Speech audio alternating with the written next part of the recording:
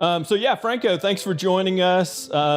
This is our second interview dealing with this question of what's the difference between counseling psychology and counselor education. And I really do think you're probably the perfect person in the department to answer this question. It's probably good that we're doing this series so that I don't have to send you all of the students that have this question. So we probably, I guess across master's programs, we would have about 120 students per year. So that would be a lot of work to do. So we might be able to at least get people off to a head start. So part of the reason that I thought you would be a good choice, you might be the last Annalise Singh that can fully function as an all-star in both professional organizations. So for those who don't know Annalise, do a Google search. She's currently in a high-end administrative position at Tulane. She was an associate dean at UGA until recently, and she also came through our department. And so that's kind of why I draw that analogy. But Franco has much in common with her. So he's the head of our counselor education and practice PhD program. He's active in both ACA and APA. He's a leader in Division 17, which is counseling psychology, and he's also a leader. So went through the Leadership Academy in that program or that division, and then also is a leader in Division 44. He definitely, and the other aspect of why I think Franco's a good person to talk to is he got his PhD in the department, and at a time when there was actually more fluidity between those professional organizations. And then he got his first job in the department and got tenure in the department. So probably more than anyone else that's currently in our system, he has a viewpoint kind of both from the student perspective, the faculty perspective, and different levels of kind of career development. So without further ado, Franco is the person we should be talking to about this question.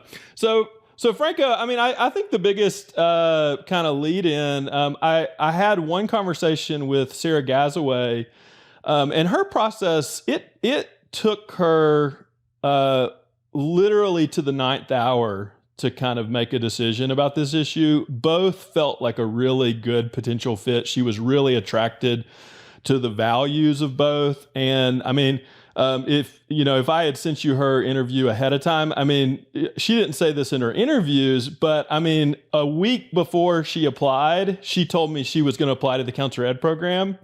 And then, it was last minute. And for her, it came down to, she knew that she was going to be geographically limited. And so it kind of came down to practice options. And she wasn't sure that she could rule out that she wanted to do like testing stuff. And so, her supervision was with Chris Nobles, and Chris kind of nudged her at the last minute towards counseling psych. But it really was, toward the bitter end. And she struggled quite a bit with it. And one of the things she disclosed was that it was a confusing process for her, and she heard a lot of different perspectives. So I just wanted to kind of give you an open thread to talk about, what was your experience like in kind of deciding between, PhD programs and kind of navigating those two worlds back when they were closer together. And then I wanted to just have a conversation with you about, now that you're head of the CEP program, how your perspective may have changed about that. First of all, thank you for having me talk with you about this. And as you were talking about Annalise Singh, it's interesting because I'm definitely a huge, Annalise is a great teacher, a great scholar, a great researcher, administrator. And she had just started her position at UGA as a faculty member, as an assistant professor, when I started my career as a doctoral student. And so our paths that crossed both our first year. If I knew then what I know now, which is I would still be kind of following her trajectory and using that as a model for my own, I would have made some different choices maybe, but Interesting. it really worked out, I think, to my advantage. And so I'm very honored. I'm humbled by the comparison, and she is a fantastic mentor and someone that I've known for years, and really revere a lot in the field. Being a career development person and being someone who does career development and vocational psychology related work in my own areas of scholarship, I talk, we always talk a lot about contextual inputs, right? And so it would be difficult for me to not have this conversation and not mention the contextual inputs. And so Yeah. first part is that I graduated, as well as historical inputs, right? So I graduated with my undergrad back in '05 from University at Albany at SUNY, and there I was actually really involved in two different labs doing a lot of research. So I knew from the time that I was an undergraduate that I really liked research. I really enjoyed the field of research and scholarship. So I knew that I wanted to do research. I was also actively involved in a suicide hotline at the time. Yeah. As a counselor, as a peer counselor, also as a peer educator, where I was training people to be on this, to do basic skills, and to actually have some basic helping skills on the suicide hotline. So I think this is also the early part of my career where both my counseling and counselor educator identity is starting to form in this Yeah. context. Yeah. And so I did initially apply to PhD programs actually in clinical psychology at the time. And I think it's an important thing to mention because I came from a psychology department where clinical psychology was the primary program in the Yeah. department. And so the mentorship and the guidance I was getting from doctoral students as well as from faculty was you apply to clinical psych programs. Other options weren't really explored at the time. And so this is where I recognize that some students have the benefit or of having multiple, or rather having multiple models and various sources of input and or education and training about all the different options. Some don't. Some prefer a more mentoring style and kind of follow the advice of particular mentors. Yeah. And so that was the way that I initially went. And then, didn't was waitlisted for a lot of PhD programs in clinical psych. And I'm actually thankful that that happened because that's how I actually discovered counseling, and in particular rehabilitation counseling. So I applied to rehabilitation counseling, really liked the field of rehabilitation counseling. At the time that I was being trained as a rehabilitation counselor, it was both mental health and vocational aspects that were being merged. And then I was really fortunate to have a practicum internship at the Albany VA for a year in the area of substance use. So I was really getting a lot of different exposure to different professions, different ways of addressing clinical issues. So I was working with rehabilitation counselors, I was working with social workers, I was working with psychologists, I was working with mental health counselors, occupational therapists. So as a rehab counselor, I got the full gamut of what a rehabilitation team is, and I also Yeah. got exposed to other professions that were working in the same setting, Yeah. of course doing different things. And so I bring that up because a lot of that exposure provided me an opportunity to see what other opportunities were there at the doctoral level, Hmm. because I still was really interested and invested in wanting to be a researcher and wanting to be Yeah. a scholar. And so I knew a doctorate was necessary to do that. I also knew that I liked teaching and I liked working with college students and I liked being in a college setting, which is why after I was done with my master's, I worked at a community mental health agency part-time, and then I also worked full-time in student personnel services. And also still providing counseling and guidance and education and training in that context. So it was actually a really nice job and really suited and complemented the skill sets I had up at that point. And so it was a good fit.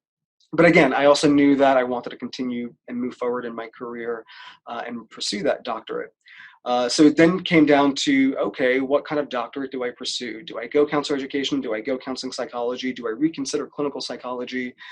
And knew someone in the Albany area who was actually a graduate from Georgia State University, had worked with Barry Chung, who is also a leader and in the field of counseling psychology. And Barry Chung at the time was a faculty member here at Georgia State University, and he studied LGBT issues and career and work, which was kind of really struck me as, well, no, that's exactly what I want to be doing. Yep. I'm really interested in LGBT issues. I'm interested in career and work related issues, being a rehab counselor. And so to be able to marry those two research areas was really important. And at the time, what was really neat about that was Barry Chung was also someone who was actively involved in ACA and APA. He was Yep. actively involved in research and scholarship. He also had a really strong identity as a counselor educator, being a Yep. counseling psychologist. And so when it came time for me to select doctoral programs, what was most important to me at the time was I knew I wanted to be a researcher. I knew I was really interested in being a professor. And so I knew that I needed to make sure that I had the appropriate skill sets to do research and actually have an active scholarly program. Mm-hmm. And so that was definitely a leading factor. I think that was a primary leading factor in my decision making So, around this. so Franco, is what you're saying is what kind of picked up priority for you was finding a mentor that had a good fit with your research interest and that you thought had the skill set to kind of help you do a high level research program in the particular area of interest. And so that shortened your list quite a bit. Is that kind of? Yes, definitely. But I would say that there was definitely some trial and error beforehand, right? Because as an undergrad, my senior year in college, I was told, well, only apply to clinical psych programs, only apply to these programs. Here I am casting a wide net, but not really having a focused area, right? Yeah. Because I just wanted to get in somewhere. But that really wasn't, that was out of desperation, and that wasn't really the right approach. Because I wasn't able to sell a fit. I wasn't able to show that I had some shared values and skill sets that were applicable in those settings. So I think, hurt myself a little bit more in that way. But again, looking back Yeah. at it, pretty thankful that was the case because it let me reconsider and recalibrate the plan that was better suited for who I was at the time and what I wanted Yeah. to.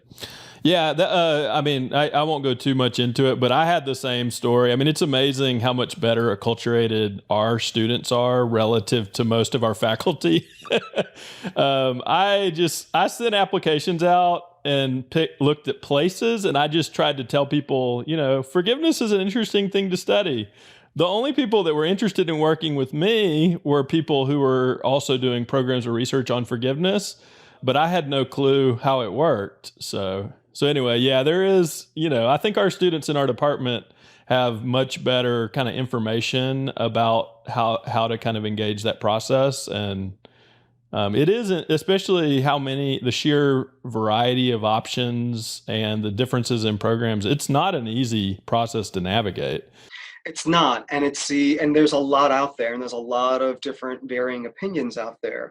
But Yep. again, being a career person, I think it's really important to explore these aspects of yourself and know who you Yep. are, what it is that you value, what your interests are. To be honest with yourself about what the goal of a PhD is, because I still definitely have students that just like the idea of the title doctor. Which Yep. is a wonderful title, but it It comes with a is. lot of responsibility, and it comes with a lot of hard work, and it comes with a Yeah. lot of sacrifices.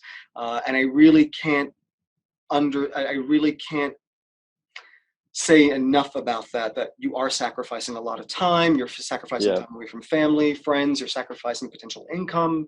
And Yeah. so if that end goal isn't really there, or it's not motivating you enough, it could be a difficult, arduous process to go through. Yeah.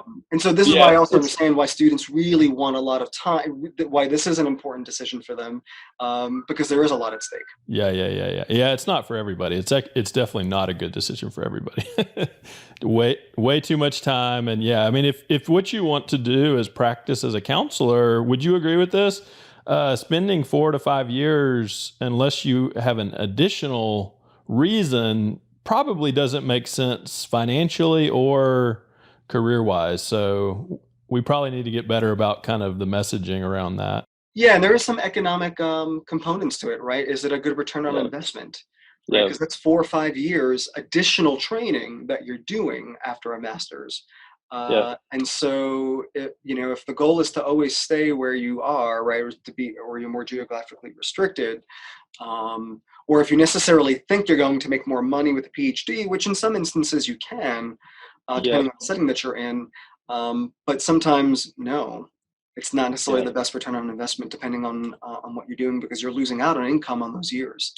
Yeah. Yep. Yep. Yep. Or you're balancing trying to maintain a level of income while doing something, but you can't do both at 100%. So something's going to Uh-huh. wane off a little bit. Yeah. So you're basically you get in with Barry, and Barry's primary affiliation was the counseling psych program, but he's at that point the program counseling psych and counselor ed are very much living in the same house, share basically are working together to kind of administer both programs, and many of the courses are combined in terms of who's teaching what. So yeah, pick up the story for me. Sure, yeah, yeah. So a little bit about Barry Chung. So Barry Chung was definitely in both worlds, APA and ACA. Matter of fact, actually, I believe he was president or past president of the National Career Development Association, which is a huge association within ACA. And throughout my graduate years with him, we presented at the National Career Development Association conference. We published in their journal, Career Development Quarterly. Definitely had an opportunity to meet with a lot of other counseling psychologists and counselor educators who were in that division, and so got a good sense of what were how do people balance both identities, right? The bi-professional identities, right, of being both a counseling psychologist and a counselor educator. This is now, I started my program back in 2007, so this is really that first decade of the 2000s, and what I would say is that since then things have shifted a little bit. There are not as many, there's not as much crossover. So it's been a decade since that, and I think that's also, again, that contextual input or that context that's important. That there have been other changes and developments that have occurred, where you still see some people actively involved in both, but some that are also leaning more towards one professional group over another. But was in my doctoral program, and at the time of my doctoral program, I think the other thing that I ended up becoming exposed to was other people, again, other professionals, other psychologists who were working in the field, those who had private practices, those who were in college counseling centers. And again, I really liked college counseling centers because I really enjoyed working with college students. So it was a great place for me. And then as a doctoral student, as I was doing my practicum experiences, I realized, oh, you know what? Maybe I don't necessarily have to be a professor. Maybe I could be in a setting where I'm doing clinical work and research, or a clinical researcher. Or maybe I could be in a college counseling center because I'm still working with college students, providing clinical services, and be in that setting. But maybe I don't necessarily have to be a professor. So this is all to say that what I was actually doing, as we call in kind of the career development literature, right, is this process of kind of expanding, confining, expanding, but as a result of exposure, right? The more you're being exposed to different opportunities and options, the more you can refine or crystallize what it is that you're really interested in doing. So that was that. But I was also working with Jane Brack, because then eventually Dr. Barry Chung left Georgia State, and I remained at Georgia State because I really liked living in Atlanta and liked my program. And so I then went to go work with Jane Brack. And Jane Brack was also another quintessential counseling psychologist, counselor educator, who held identities in both roles, who was actively involved in both programs, who supervised and advised students in both programs.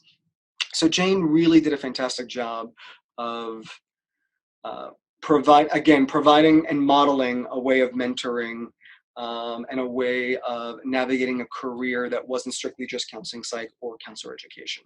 So again, I was very fortunate where I had, again, mentors, advisors, people who worked in both fields and worked in both areas. As a matter of fact, both Jane and Barry worked very closely with Annalise Singh. Actually, Barry was Annalise Singh's advisor, and I believe Jane served on Annalise's dissertation committee. So I'm around the same people she was around. So it makes sense. So I understand the comparison. Oh yeah, and I mean, as you're saying that, I didn't cross over with Barry, but I did cross over with Ken Matheny and also Jane. And I mean, it's very clear to me that something that was modeled in our department by some of those people, that were kind of in, I guess, the generation before us. I mean, they poured their hearts and souls into those groups being able to kind of work well together. It's clear that that was my. I mean, I remember. I mean, Jane's level of commitment to master's level training, like her trauma course was and still is kind of viewed as one of the strongest courses in the department. From the students' perspective, I mean, they just cherished her. So yeah, As a student, to have interacted with her and have had her in my life and have had her advising. And Ken Matheny also was on my dissertation committee. Yeah. Um, uh, Joanna White, who is the department chair, also a very long-standing counselor educator, was on my dissertation Yeah. committee. So I really did have, again, aspects of both worlds in my life, and I was very fortunate to have that. And I think there was initially a criticism, and there have been historically criticisms about individuals who weren't counselors or counseling psychologists who were teaching in counselor education programs, about identity and about that. And as I mentioned earlier, I never really cared for those arguments that they don't necessarily really capture my experience as both a counselor educator and a counseling psychologist. Yeah. One can have both identities, and one can be successful in that role. Because the reality of the fields, right? If we think about the scope of practices out in the world, when you go into clinical practice, you are working with psychologists, social workers, marriage and family therapists, rehabilitation counselors, school counselors. We're psychiatrists, nurse practitioners. We're not in a bubble, right? And that's not how clinical work, and that's not how clinical practice works. Nor should we be advocating for that bubble, because that's not really in the best interest of the people that we take care of, and the people that we serve, and the practices that we provide individuals, or rather the practices that we employ to provide the best quality care for people's health and well-being. And so it really hurts us to be more siloed in that way. That I think helps us. And so the reality is I was supervised by a lot of different types of clinicians throughout my career. And it's definitely shaped who I am as a clinician, as a researcher, and as a scholar. And so during my doctoral program, so this is all to say that the research area had a big impact around the area that I applied to.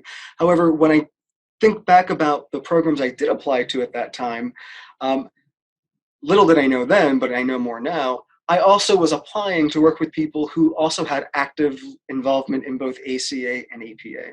So another individual or another program that I was really interested at the time when I was applying was a program at Penn State, which actually is no longer there. But I was really interested in working with Kathleen Bieshke, who is a counseling psychologist who does LGBT career work, career development work, was active in both APA, ACA at the time, is now, I believe, now a dean or associate provost over at Penn State.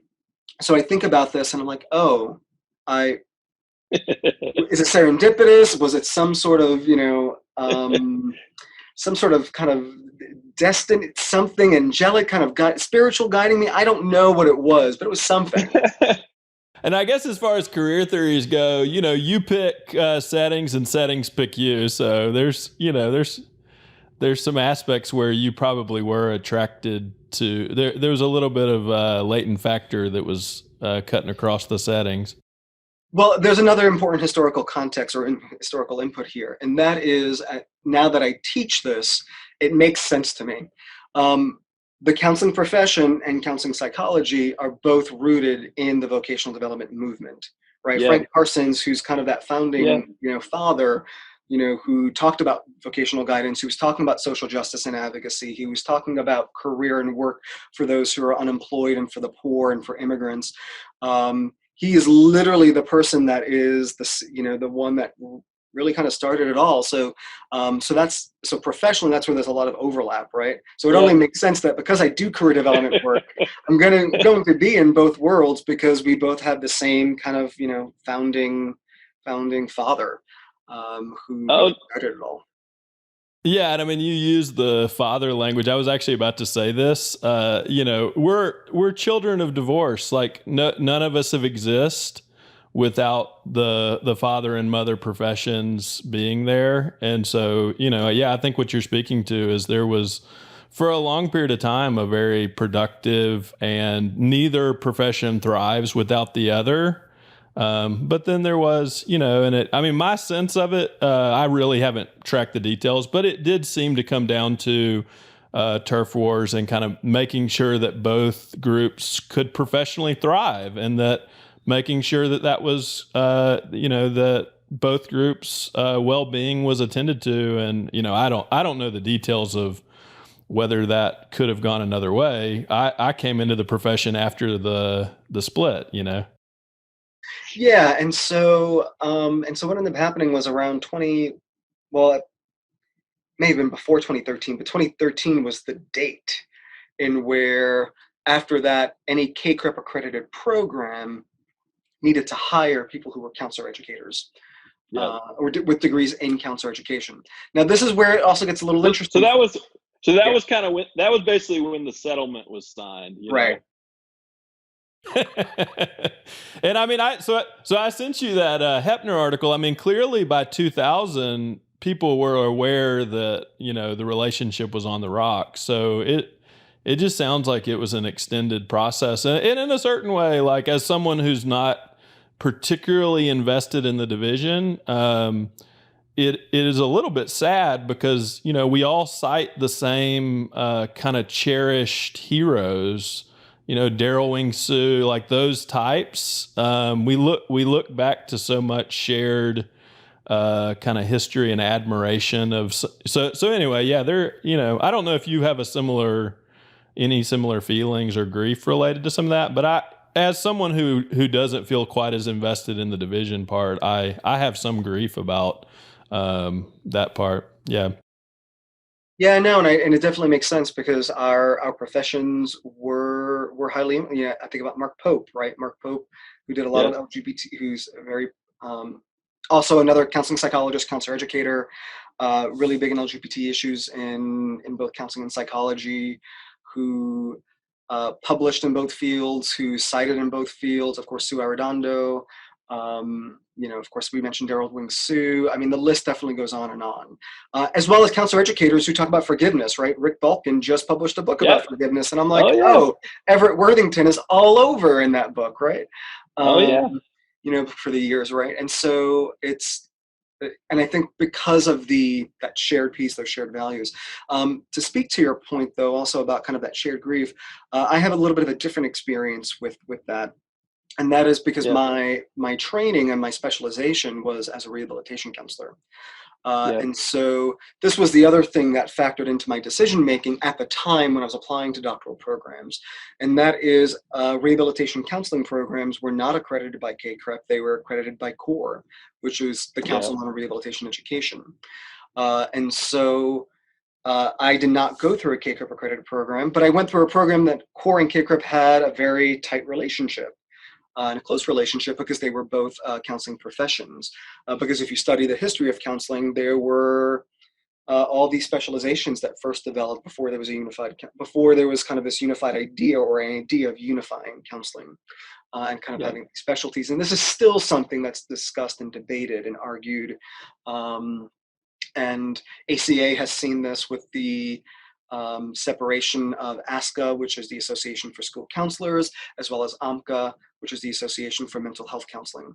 Right, Yeah. those two divisions have now left ACA, Yeah. and so these are still conversations that are happening.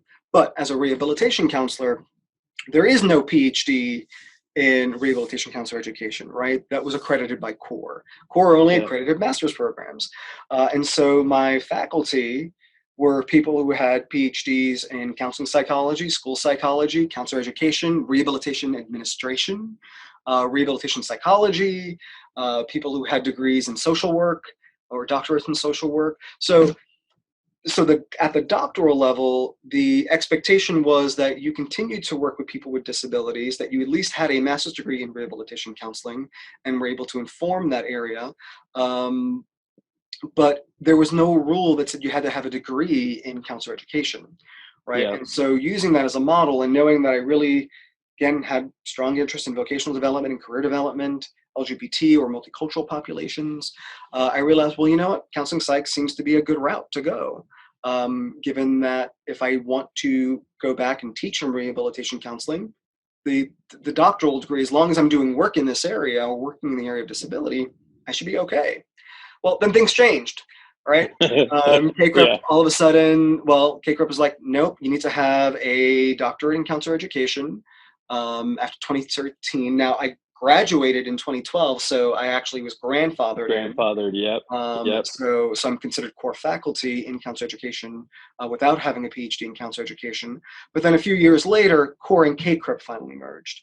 Because prior to that, when I was hired as faculty here at Georgia State, I was hired to work predominantly in the rehabilitation counseling program, which was fantastic. Now, I should probably back up that for me, I also cast a relatively wide net in terms of my job search as a faculty member, because I knew I wanted to go into a faculty position. I definitely wanted to do research. I definitely wanted to look at LGBT populations, disability, and career and work related things, which is why rehab counseling programs were a good program. I definitely applied to a few counseling psych programs, and I also applied to a few counselor education programs because, again, I could still be grandfathered in to counselor education. And so those were the three predominant programs I applied to. Now, did I have colleagues who applied to undergrad psych programs, who did postdocs, who also applied to maybe a few clinical psych faculty positions? That was definitely the case.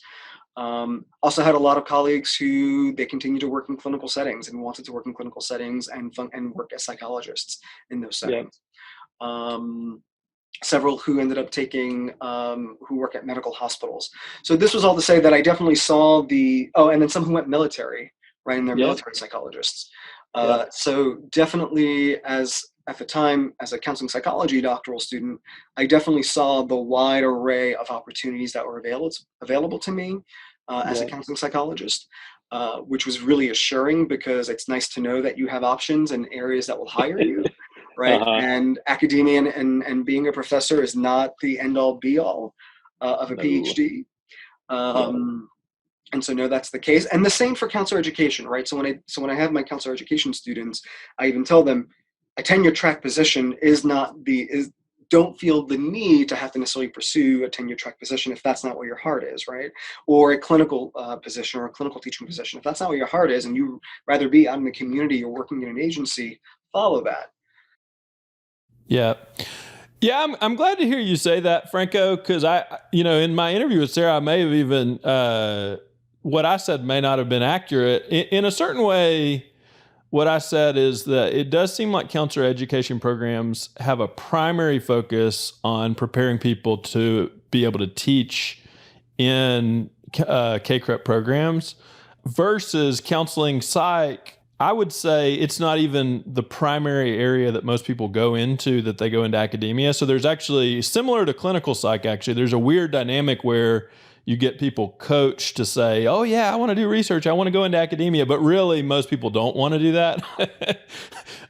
So it's helpful to hear you say that actually for people who go into a counselor education and practice program, I mean, there probably are in certain ways better opportunities. There's probably more jobs in academia. And so in a certain way, it is a good option.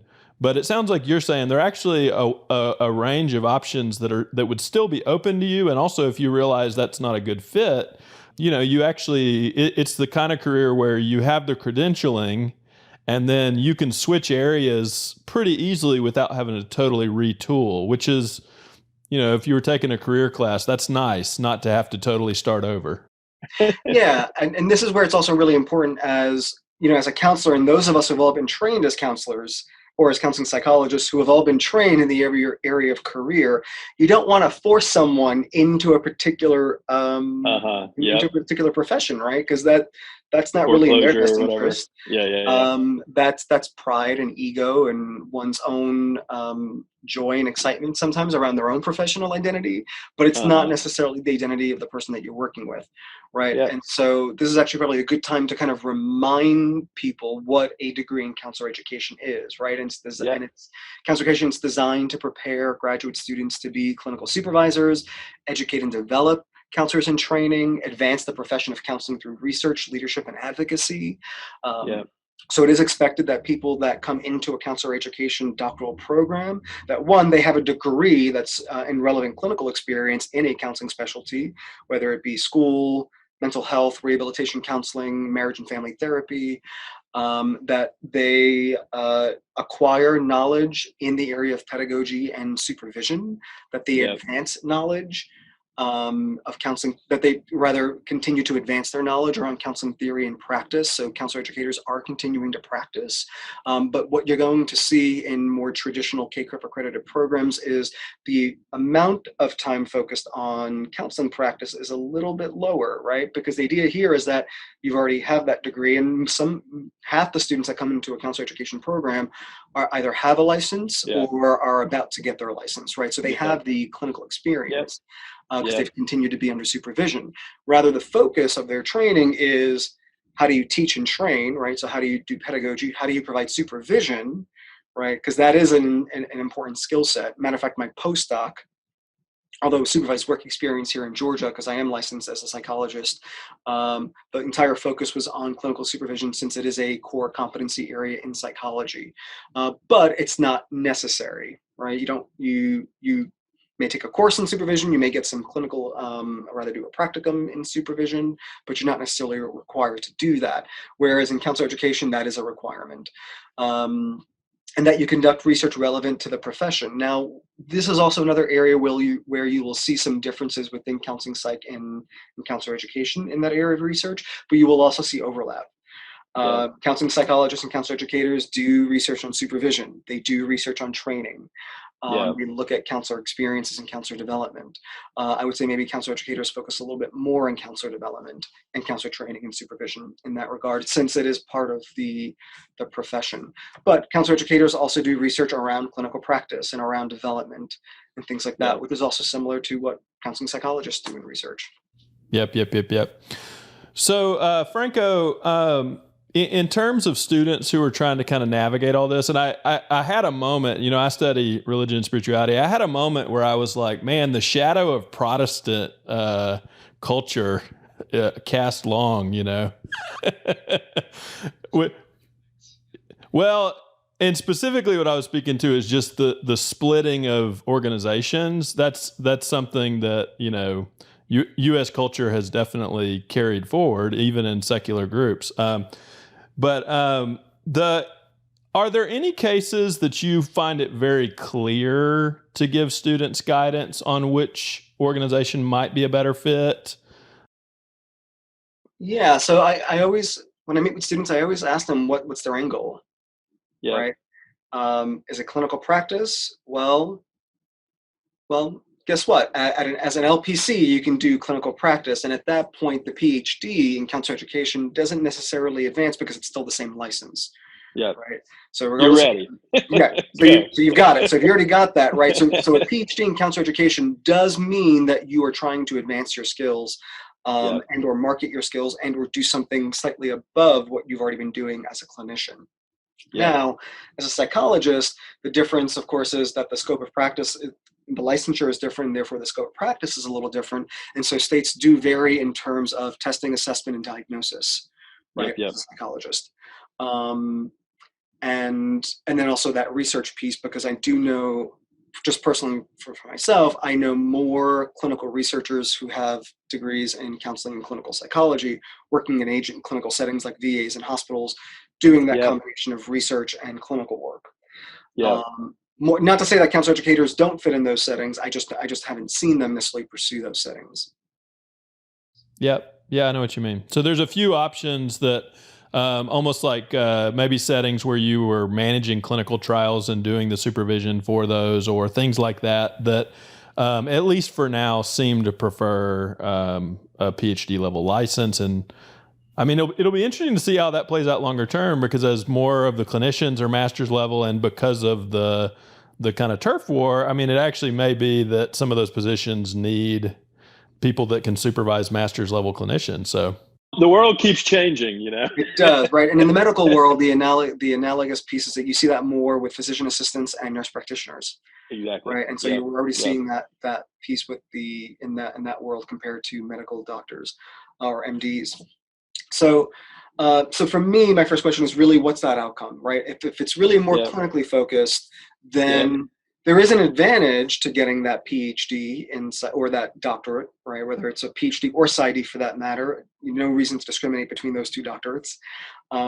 As that was when I was an undergraduate student, there was a clear divide. You didn't want to go PsyD, you want to go PhD. I don't know why there was a prejudicial attitude towards one degree over another, but I guess because it was still relatively newer. But at that time, more programs were popping up, and I see less of that as an issue now. The important thing is that you have a doctorate, that you've been trained, because most PsyD program, if not nearly all PsyD and PhD programs in clinical and counseling psychology and school psychology, they're accredited by APA, and so they all have very similar standards. So in that case, there is an advantage to get the doctorate, and insurances pay a little bit more if you're going to be on insurance panels. So there's that. If you know you want to be an educator, and you know you want to go into a educational setting, right? Now the next question comes to, do you want to specifically train counselors? Do you really just like teaching and really like the idea of maybe working with undergraduate students, maybe some master's students, maybe some PhD programs?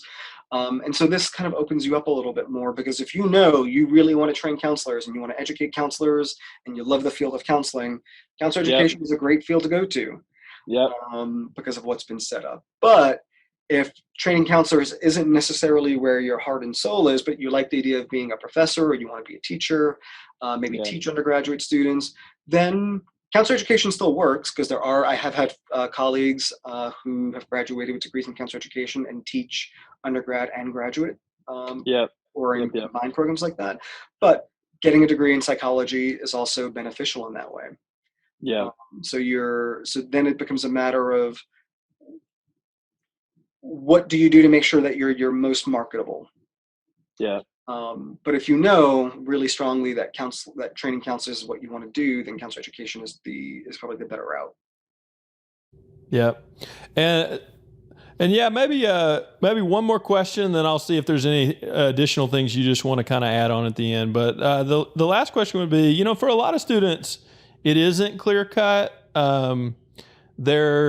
They're attracted to aspects of both, and they actually feel some convergence. Especially, it seems like one part that starts out is, is it consistent with my values, and do I feel attracted to some of the interest and some of the kind of areas of clinical and research interest. And so there, as you mentioned, people will find kind of across both groups, they'll find some resonance. And then a lot of times it's not clear cut. Some of those questions about what do you want to do? Well, I don't know yet. I'm not totally sure. I part of why I'm attracted is because I want some options beyond practice. So that kind of gets people to a certain point. But then, basically, in my experience, a lot of students are weighing lots of like logistical type things, like, am I constrained geographically? There's lots of how concerned am I about, job prospects in different areas? Like, there's just all these little things. So in terms of like a student who's in their first semester and they've got, about a year to kind of explore our department, I mean, what kind of things could you say to this wanderer, Yeah, well, so I think the only thing so again, every case is so different. It's really making sure that they're set up well to pursue, based on that decision. So research, get actively involved in research while you're a student, because that's never going to hurt you. If you go counselor ed, psychology, and something we haven't even talked about, but I sometimes bring up with other people, is sometimes a degree in psychology and counselor education is not the way you want to go. Maybe you want a doctorate in public health. Maybe you want a doctorate in social work. Maybe you want a doctorate in policy or something else, right? That is actually related to an area that you do that maybe you're more motivated by, but really isn't about this piece of it at all, right? And so we don't want to exclude that. We don't want to remove that from possibilities.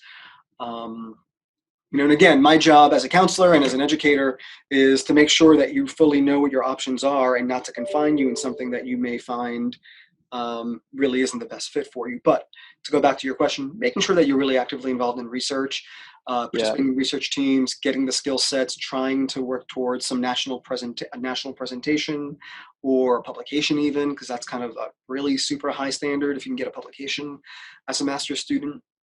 Because then afterwards, that definitely opens you up, that even if you decide once you graduate with your master's degree that you want to maybe take a year off, maybe continue to practice, which I've had students do, then once you've figured it out a little bit more, then decide to apply to counselor ed and counseling psych, then at least you have that research experience under your belt, and you could continue to talk about that. Because again, the PhD program is really going to care a lot about your fit identity-wise, and also what's your interest in research and scholarship.